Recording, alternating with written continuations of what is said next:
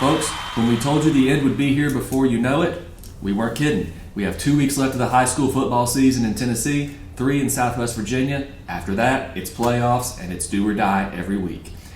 Joining me as always, Andrew Smith, Jeff Birchfield. Brian Woodson not with us today. I'm J.D. Vaughn.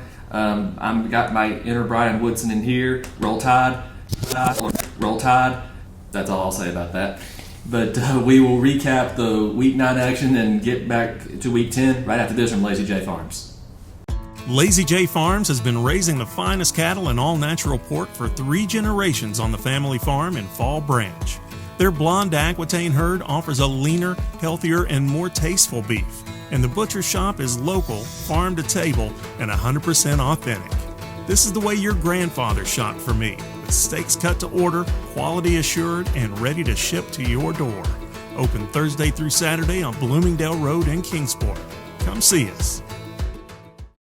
Well, Andrew, a big win for Westridge. 35-0 region win over Morristown East. Westridge almost certainly is in the playoffs at this point, barring something crazy. But just what can you say about the night Ethan Amick had? 253 yards, 3 touchdowns? Yeah, I mean, it was Westridge. As you know, Westridge, obviously Ethan Amick's back.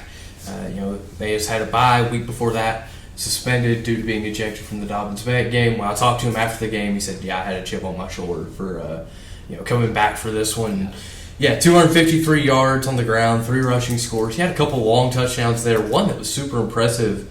Their 60-yarder, one of the first plays of the drive. He takes the ball on the outside, looks to be tackled, rolls on top of the Morristown East defender. His knees never touched the ground. Me and him were probably 2 of maybe a handful of people in the building that knew he wasn't down. Immediately got up, ran the rest of the 50 yards, touchdown, and that just kind of encapsulated his night. He felt like he could do no wrong on the ground. You looked, Justice Hilton had a couple of touchdowns on the ground as well. No, not throwing the ball. This is Westridge we're talking about. They have 0 official pass attempts, although they technically did throw 1. It drew a defensive pass interference, so 0 for 0 in the stat sheet, but it did work in the Wolves' favor. But yeah, it was a 400 yards of offense kind of game for Westridge. Morristown East just struggled to continue to match the physicality of Westridge all night long. A couple turnovers mixed in there as well. But yeah, almost certainly a top 4 seed for Westridge. They're in a 3-way tie for second place heading into this week. Big game for them coming up. And good for them to kind of get things rolling here toward the back end of the season. Yep. Happy Valley, where I went on Friday night, the Warriors are 9-0. A 52-0 win over West Green. Happy Valley certainly not looking ahead to South Green just yet. They'll have less than 2 weeks now to do that. But Happy Valley with the big win over West Green. Keelan Relaford, 4 touchdowns in a span of about 6 or 7 minutes, and he did them all in different ways. 2 of them were rushing touchdowns, and then he had a 58-yard interception return and a 40-yard scoop and score. So Keelan Relaford just doing all kinds of things. Gabe McDougald scores on a run and then throws right before the half. He fires a post route 38 yards to Lane Parker, another touchdown. And then Happy Valley adds a couple. R.T. Bond returns the second half kickoff for another score, and then Landon Keller, 90-yard pick 6. So the Warriors just so well balanced all around like we've seen all year. They get the win 52-0. Hampton on Thursday night, a very balanced effort. They get the region win 62-0 over Hancock County. Very balanced. Isaiah Belcher, the leading ground gainer with 92. Connor McKinney had 87. Caden Jones, 79. Peyton Townsend, 44. So just Hampton, obviously the balance you would expect from the Bulldogs at this point. Certainly no looking ahead there. And Andrew, speaking of Science Hill goes on the road to Maryville. Takes a 10-0 lead, but how many times have we seen it? Just that once Maryville gets going. Oh, yeah. Like you mentioned, the strong start for Science Hill. Ian Mathis has an early touchdown. Carter Lockman kicks a 33-yard field goal. So Science Hill's up 10-0, but then the Rebels come storming back.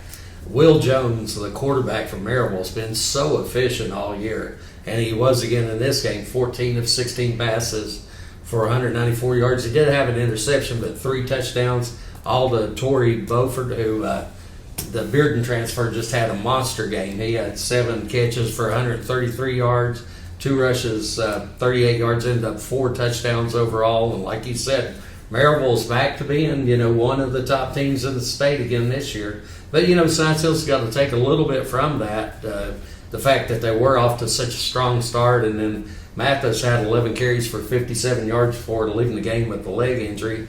And then Malik Anderson also was able to rush 12 times for 73 yards for the Hilltoppers. Yeah. Well, and if that name sounds familiar, it should. That's the same receiver from Bearden last year who had some big plays against Dobbins-Bennett in the second round of the playoffs. Well, speaking of Dobbins-Bennett goes to Bearden this week, we'll talk about that later, of course. The Indians off this past week. Andrew Cloudland, my Lord, 58-51. Landon Barnett, Bryce Birchfield, Grayson Cole. What a game. Fantastic game between Cloudland and North Green. Now, raise your hand if you had this total on Thursday being over 100 points. Yeah, put your hand down. Nobody did. This was an absolute barn burner of a game. I covered Cloudland a couple weeks ago in their win over Sunbright. I was standing mere feet from their post-game huddle, and they were already talking about North Green.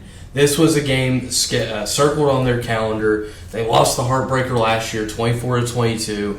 They were focusing on this game. They knew how big this game would be for the region standings. Now you're looking at Cloudland and Cosby tied for second in that region now. But yeah, it was a big game on the ground for Cloudland, as you would expect it to be in most Highlander games. 3 guys go for over 100 yards. They had a total yardage edge of 448 to 408. Pardon me.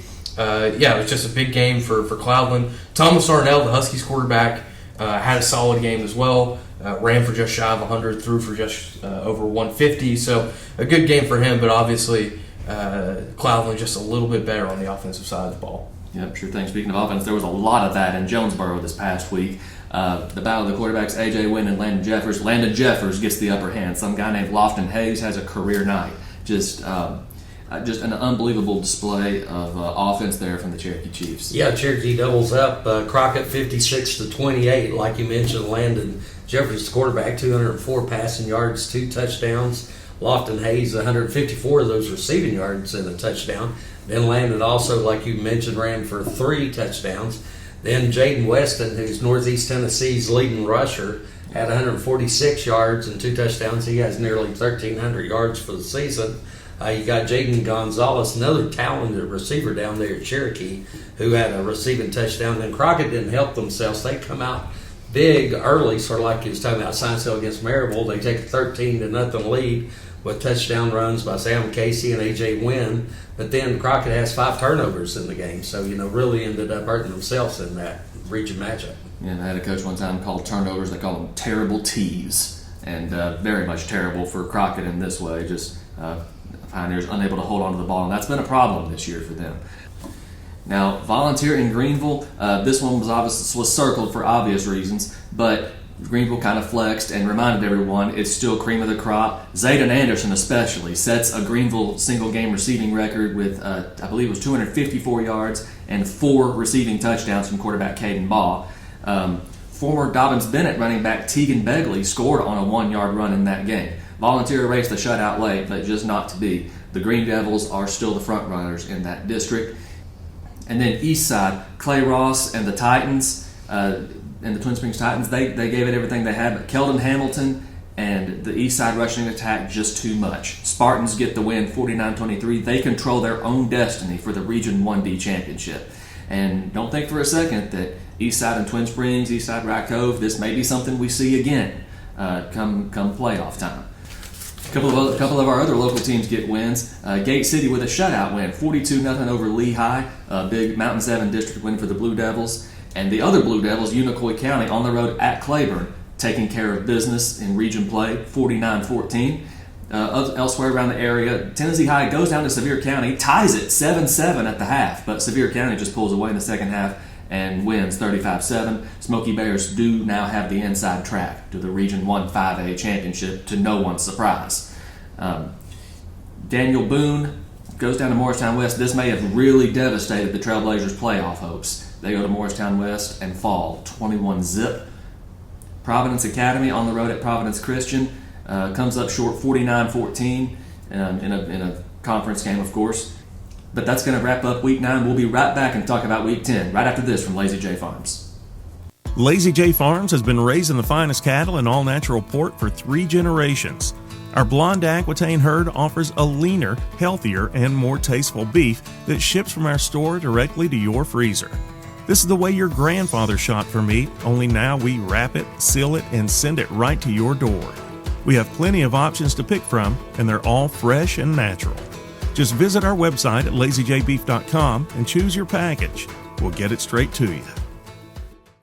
Our Six Rivers Media Game of the Week this week takes us to Hawkins County and the reservation in Rogersville for the Hawkins County Super Bowl, Cherokee hosting Volunteer, a battle of 6-2 football teams, 3-2 in the conference. Obviously, at this point, this game will be for playoff seeding, 3 versus 4, it appears, in the standings. But, Andrew, this battle of quarterbacks, Lincoln Wilson and Landon Jeffers, and receivers like Amarian Graves and Jaden Weston, the running back. Of course, Amarian Graves plays both running back and wide receiver.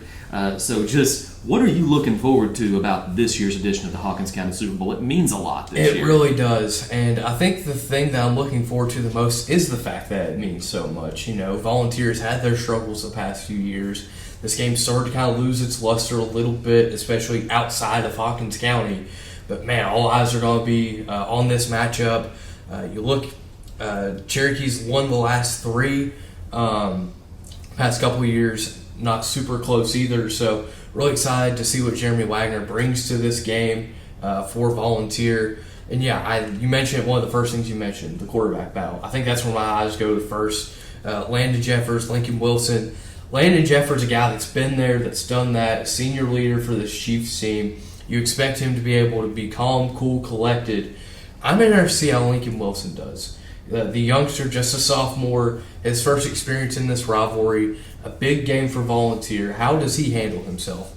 Coach Wagner's talked about his ability to be mature, to not look like a young kid out there, and this might be the biggest test of it yet.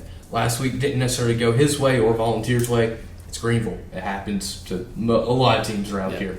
How do you bounce back from that? Do you let that linger? Or are you able to turn the page quickly and really orchestrate a strong Volunteer attack? Yeah, and there's so many weapons in this game. I forgot to mention a couple of key ones. Lofton Hayes, wide receiver at Cherokee, and Raymond Landry, the defensive back wide receiver for the Falcons. So this year's edition of the Hawkins County Super Bowl is going to be something special. It means so much more than it has in recent years. That's just a testament to what Jeremy Wagner and Josh Hensley have done for their programs.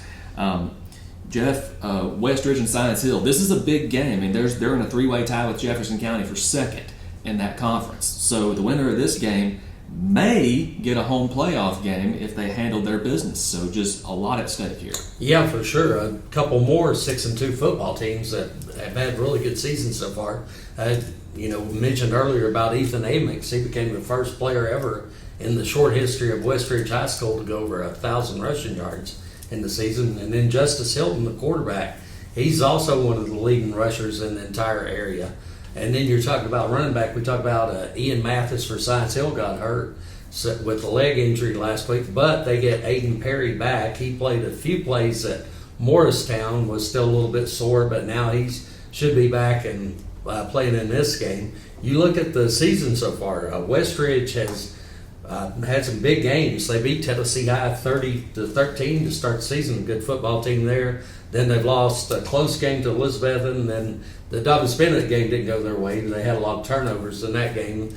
But, they're still a tough team. And Science Hill, on the flip side of that, we're talking about the Westridge Russian attack. Science Hill's a tough team to run against, even with the season ending and lost to Sawyer Necessary up front. They've got some other really good players up front, like Aiden Cox and DeLuca and all that. And then you look for a personal thing here. This is big for those coaches. I know Stacy Carter and, Sam Haney, both come from Sullivan South, and then Coach Hilton there from Westridge, from Sullivan South. All those guys are really close friends on both of those staffs. And Anthony Richardson, the former athletic director at South, he's over there at Westridge. So, all those guys are just super tight, Yep. So Westridge, their best bet obviously would be to control the clock, pound the rock, control, and shorten the game. So a big game there. Dobbins-Bennett back in action this week. The Indians on the road at Bearden.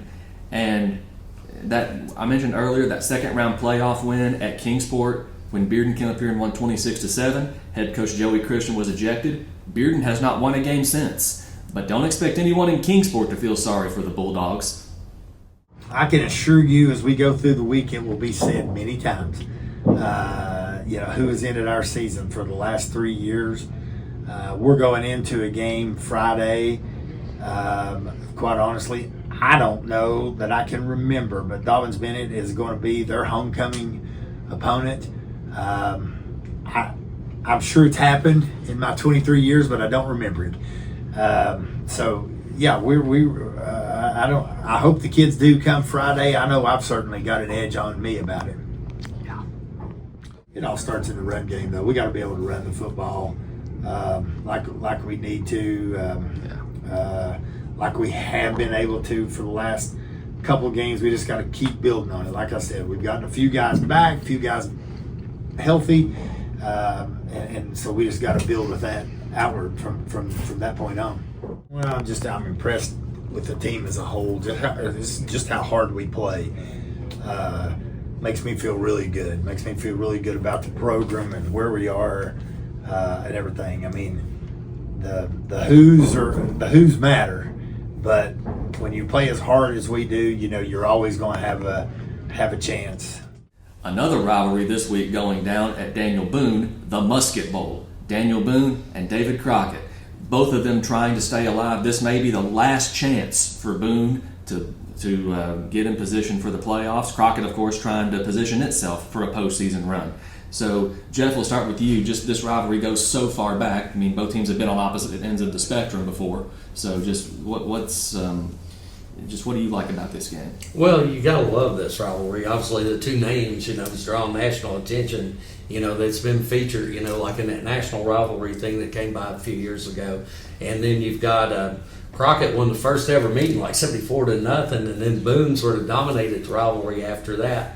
Then former Boone player Hayden Shanley takes over, played for Jeremy Jenkins at Daniel Boone. And since he's been there, that's been a really competitive rivalry between the two schools. They've just had some fantastic games. I think Crockett's probably a little bit of a favorite, in this year's rivalry. I would think so. But, Andrew, you've seen both teams at least once.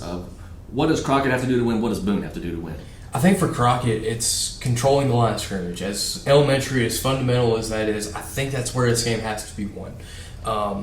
If you're on offense, you've got to give A.J. Wynn time to make his reads out there. You got to give Sam Casey holes to run through.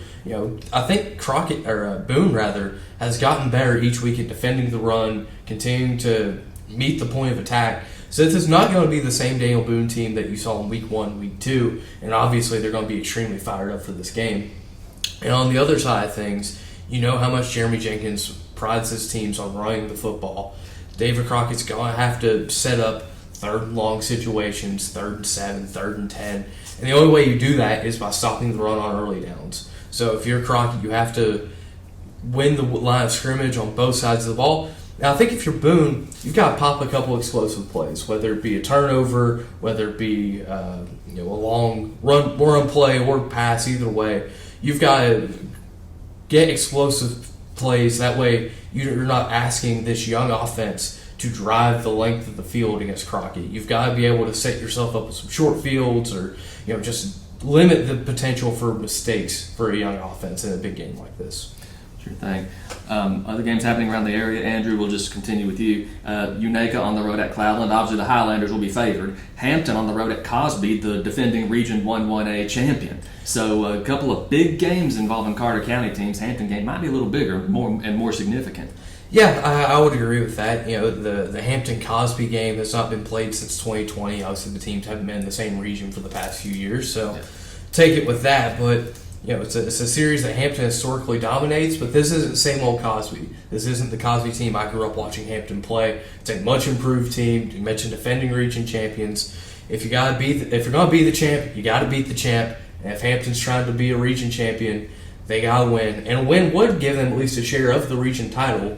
They would move to 6-0 in league play and set up a potential region championship game next week against Cloudland, who can't afford to stub their toe. it's Unaka. You don't want to overlook them. It's a conference game. Coach O'Brien Bennett will have his guys ready to go. They know what they have left to play for, and let's be a spoiler. And they have a chance to do that. Cloudland's won the last 13 in this series, so it's been very much Highlanders controlled. But hey, you never know. Yeah, you never know. I mean, you could throw the records out the window. And just a couple games. One of these happening on Thursday, Jeff. Unicoi County at home against West Green, and then on Friday night, Elizabethton home for a conference game against Seymour. Yeah, you'd think Unicoi County be heavily favored against West Green, and the Devils beat them 48-17 last year. And then you were talking about the Claiborne game earlier. Of course, Blaze Rice with 3 touchdowns, and then Kobe Jones throws for 3 touchdowns. West Green struggled moving the ball against Happy Valley. I know Austin Brown ended 4 of 8 passing for just 46 yards, and their leading rusher, Peyton Hilton, only had 22 yards on 4 carries. Then you go over to Friday night at Seymour to Elizabethton. Unfortunately for the Cyclones, Rhett Slagle's, been out. But freshman Bryson Blevins, since he's come in, he's been fantastic. He had 18 of 21 passes for 252 yards, 4 touchdowns in the 56-21 win over Sullivan East. And then he's been good as far as, spreading the ball around. Zach Wallen, Justice Wallen, Jack Blevins, then Jaden Wallen with the touchdown. How many Wallens are there playing for Elizabeth? 3 cousins for sure. And then C.J. Matthews, C.J. Mathis, he had a touchdown run as well. Yeah, and it's big plays on defense. They're leading tackler and got a sack. So just big game all around for Sullivan East.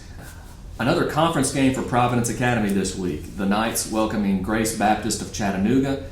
Rye Cove is back in action this week. They are on the road at Chilhowie. Northview Academy coming to Sullivan East. The Patriots still looking for that elusive win this season. And Gatlinburg Pittman looking little revenge at Johnson County this week. That's going to do it for this week's edition of the Six Rivers Media Sports Huddle. For Jeff, Andrew, Brian, I'm JD. We'll see you next time. Lazy J Farms has been raising the finest cattle and all-natural pork for 3 generations on the family farm in Fall Branch. Their blonde Aquitaine herd offers a leaner, healthier, and more tasteful beef. And the butcher shop is local, farm to table, and 100% authentic. This is the way your grandfather shopped for me, with steaks cut to order, quality assured, and ready to ship to your door. Open Thursday through Saturday on Bloomingdale Road in Kingsport. Come see us.